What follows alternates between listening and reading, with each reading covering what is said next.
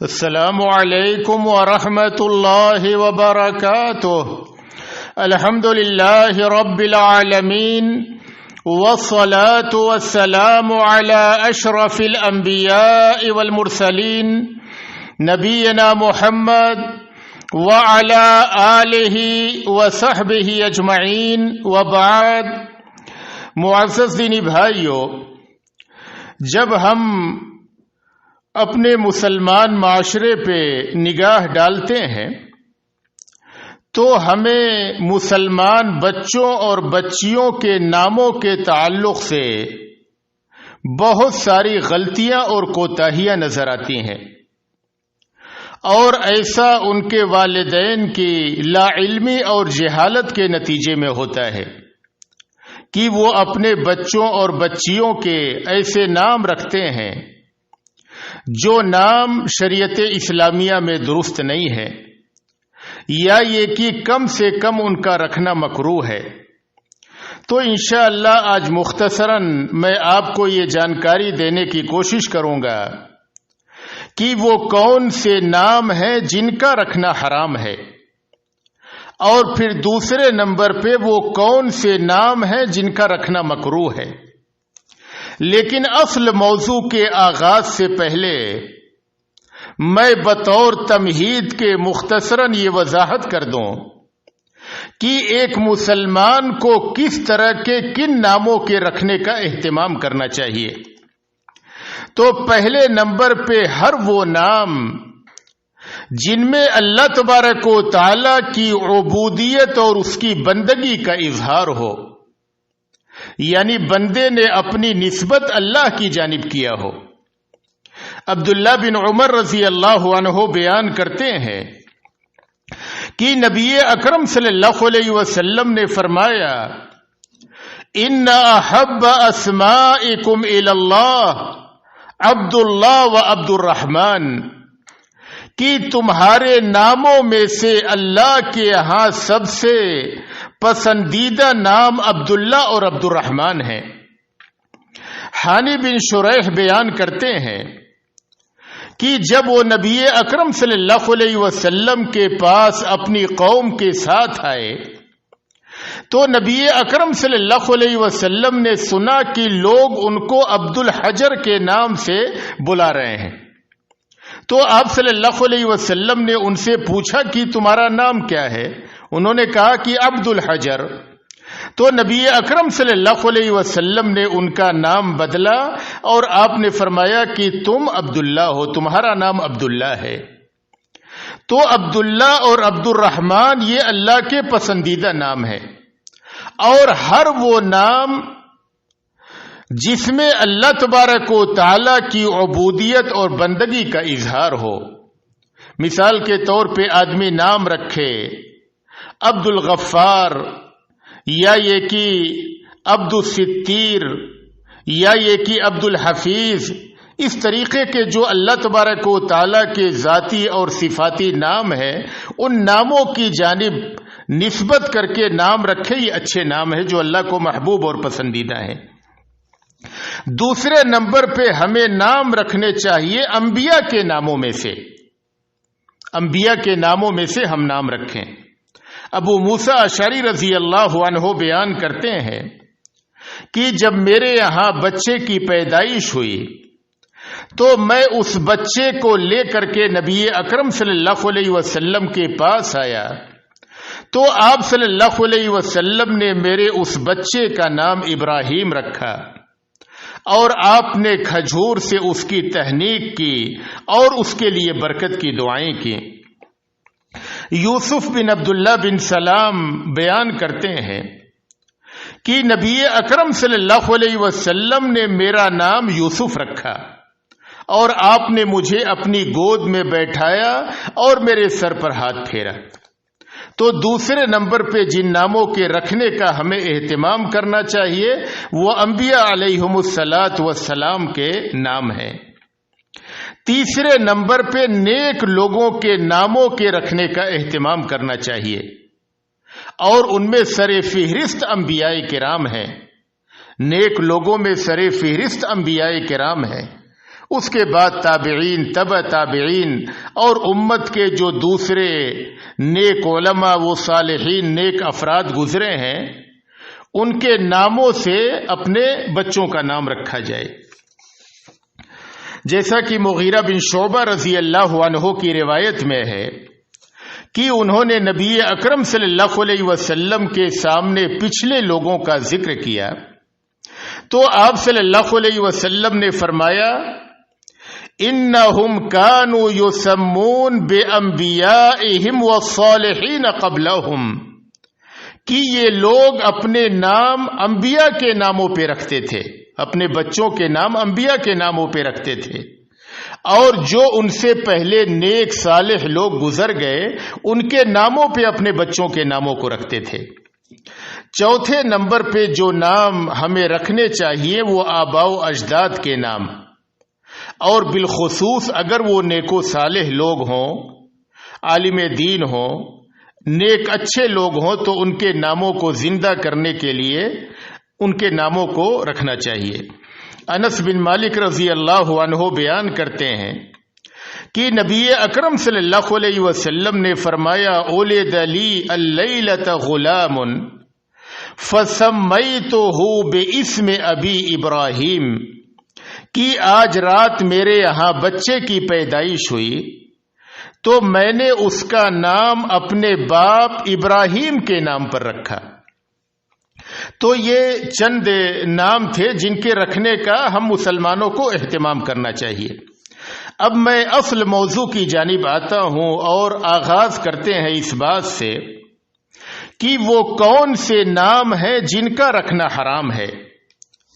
تو ان میں پہلے نمبر پہ وہ نام جن میں اپنی نسبت غیر اللہ کی جانب کی گئی ہو، یعنی اپنی بندگی کا اظہار غیر اللہ کی جانب اپنی نسبت کر کے کی گئی ہو. جیسے مثال کے طور پہ کوئی آدمی نام رکھے عبد الرسول یا عبد النبی یا عبد العمیر نام رکھے یا عبد الحجر نام رکھے یا عبد المقصود نام رکھے اپنے بچے کا، اس طریقے کے ناموں کا رکھنا حرام ہے.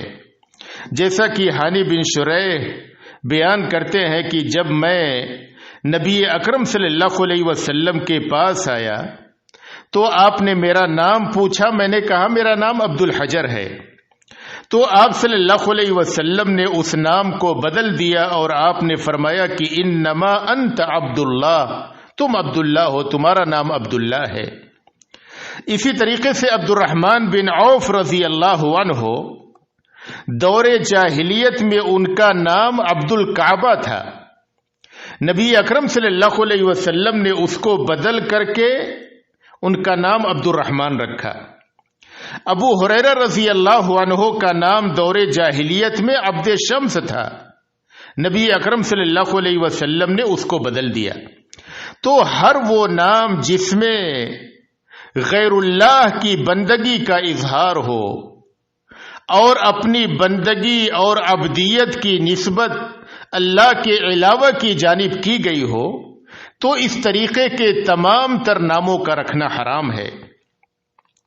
دوسرے نمبر پہ ان ناموں کا رکھنا حرام ہے جو اللہ تبارک و تعالی کے نام پہ ہوں. مثلا کوئی آدمی نام رکھے الرحمن، اپنا نام الرحمن رکھ لے، کوئی اپنا نام الرحیم رکھ لے، کوئی آدمی اپنا نام الخالق رکھ لے، ان سبھی ناموں کا رکھنا حرام ہے.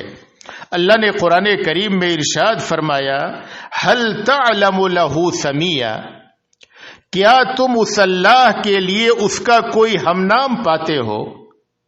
یعنی کیا کوئی اس اللہ جیسا ہے جو اللہ کا نام اپنے لیے رکھنے کا حقدار ہے؟ کوئی نہیں ہے.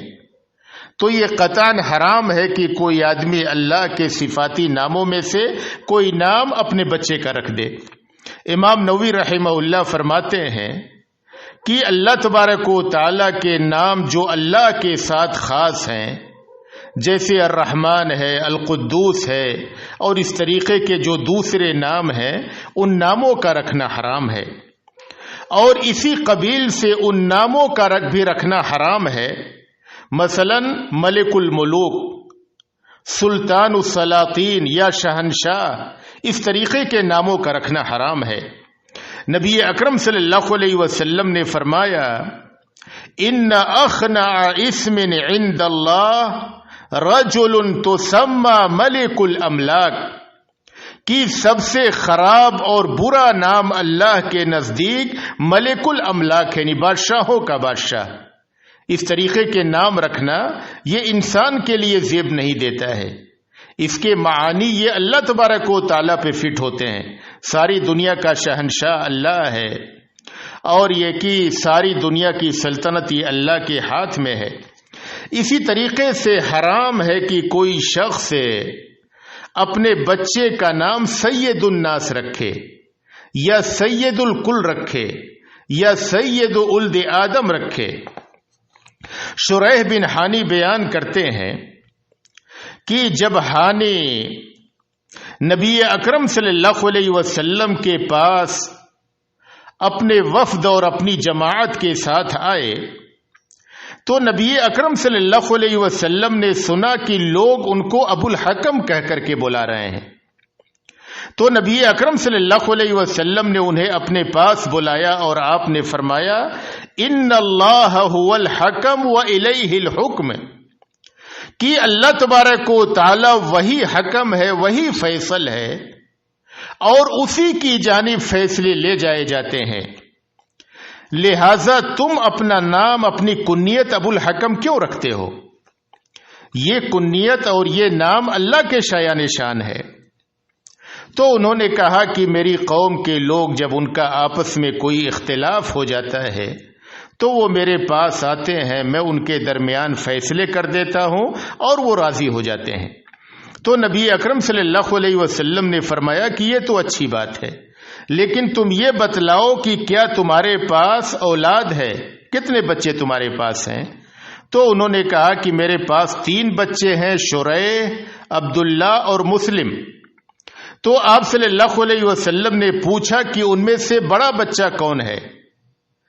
تو انہوں نے کہا کہ شریح میرا یہ بڑا لڑکا ہے۔ تو آپ صلی اللہ علیہ وسلم نے فرمایا کہ تمہاری کنیت ابو شریح ہے، یعنی تم اپنی کنیت ابو شریح رکھو، ابو الحکم نہ رکھو۔ تو اس طریقے کے نام بھی رکھنا حرام ہے کہ ان کے معانی بندے کے شایان شان نہ ہوں، اللہ تبارک و تعالیٰ کے لیے مناسب ہوں۔ تیسرے نمبر پہ ان ناموں کا بھی رکھنا حرام ہے جن کی نسبت اللہ کے ناموں کی جانب ہو۔ مثال کے طور پر جار اللہ، رفیق اللہ، اس طریقے کے نام یہ شبہ پیدا کرتے ہیں کہ اللہ تبارک و تعالیٰ کا کوئی شریک ہے، اس کا کوئی پڑوسی ہے، کوئی اس کے بالمقابل ہے، لہذا اس طریقے کے ناموں کا رکھنا حرام ہے۔ چوتھے نمبر پہ ان ناموں کا بھی رکھنا حرام ہے جو دنیا میں جابر و ظالم لوگ گزرے ہیں، ان کے ناموں پہ اپنے بچوں کا نام رکھنا، یا شیاطین کے نام رکھنا، یا بتوں کے ناموں پہ اپنے بچوں کا نام رکھنا، یہ حرام ہے۔ جیسے لات ہوا، عزا ہوا، حبل ہوا، یا یہ کہ فرعون، قارون، حامان، اس طریقے کے ناموں کا رکھنا حرام ہے۔ امام ابن القیم رحمہ اللہ فرماتے ہیں کہ جن ناموں کا رکھنا حرام ہے ان میں سے شیاطین کے نام ہیں، جیسے کہ خنزب ہے، ولہان ہے، اس طریقے کا کہ نام جو شیاطین کے نام ہیں وہ حرام ہے۔ 5ویں نمبر پہ جن ناموں کا رکھنا حرام ہے وہ کفار کے نام ہیں، وہ نام جو کافروں کے ہوتے ہیں، کافر اپنے بچوں کا وہ نام رکھتے ہیں۔ تو مسلمان کے لیے یہ درست نہیں کہ کافروں کا نام اپنے بچوں کے لیے منتخب کرے۔ جیسے بہت سے لوگ بطرس، جورج، اس طریقے کے نام رکھتے ہیں، ان ناموں کا رکھنا حرام ہے، کیونکہ نبی اکرم صلی اللہ علیہ وسلم نے ہمیں کفار کی مشابہت سے منع فرمایا ہے۔ نبی اکرم صلی اللہ علیہ وسلم نے فرمایا کہ من تشبہ بقوم فہو منہم، جو جس قوم کی مشابہت اختیار کرے وہ انہی میں سے ہے۔ تو غیر مسلموں کی مشابہت سے نبی اکرم صلی اللہ علیہ وسلم نے ہمیں روکا ہے۔ یہ مشابہت کسی چیز میں ہو، لباس میں ہو، طور طریقے میں ہو، ناموں میں ہو، اس سے نبی اکرم صلی اللہ علیہ وسلم نے منع کیا ہے۔ تو یہ 5 طرح کے نام ہیں جن کا رکھنا حرام ہے۔ ایک مسلمان قطعی طور پر اس سے پرہیز کرے، اور اگر لا علمی اور جہالت میں اس نے اپنے بچوں کا نام ان 5 انواع میں سے رکھ دیا ہو تو اسے چاہیے کہ اسے تبدیل کر دے۔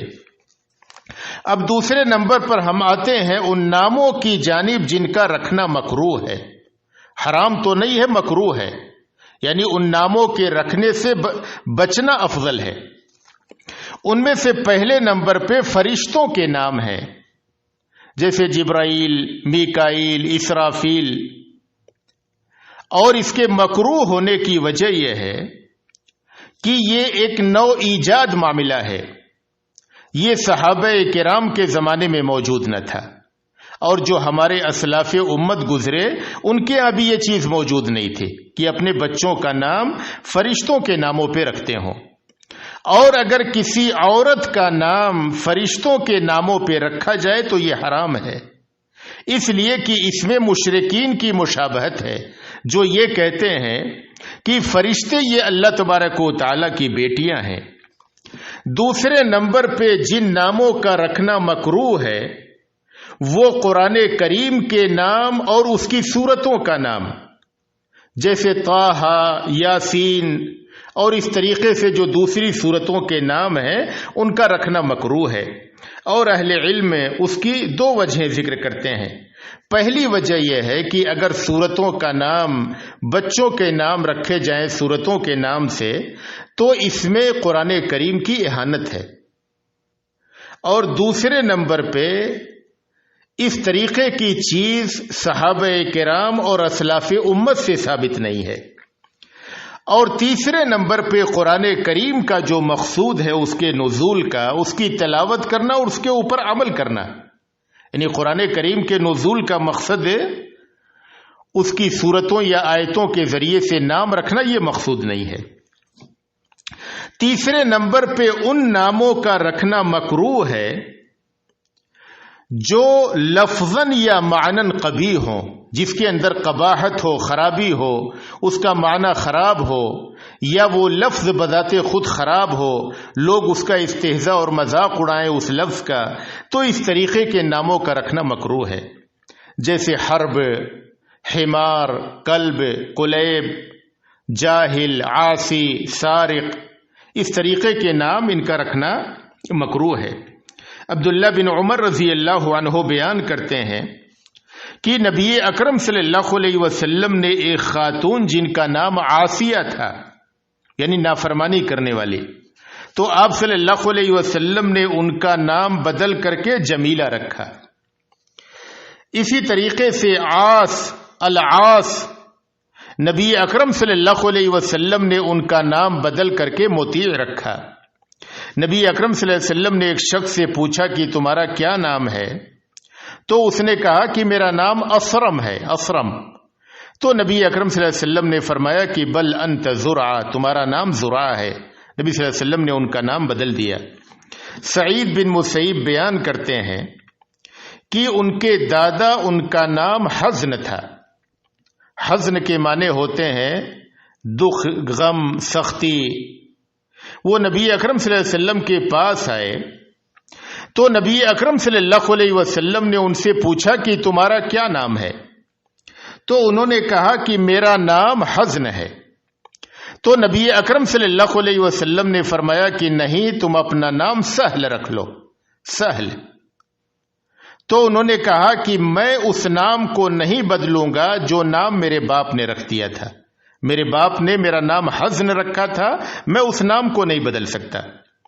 سعید بن مسیب کہتے ہیں کہ اس کے بعد میں نے ملاحظہ کیا اس بات کا، میں نے یہ چیز دیکھی کہ ہمارے گھر میں برابر سختی رہی، گھر کے لوگوں میں ایک سختی جیسی، ان کے چہرے پہ مسکراہٹ نہیں، خوشی کا منظر نہیں، یہ چیز تھی۔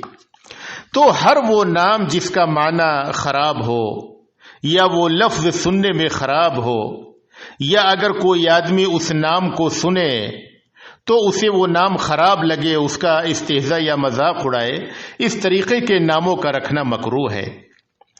چوتھے نمبر پہ ان ناموں کا رکھنا بھی مکروہ ہے جس میں آدمی کے نیک، پرہیزگار اور متقی ہونے کا اظہار ہو، مثلا افلح، نجیح، برکہ، مبارک، برہ۔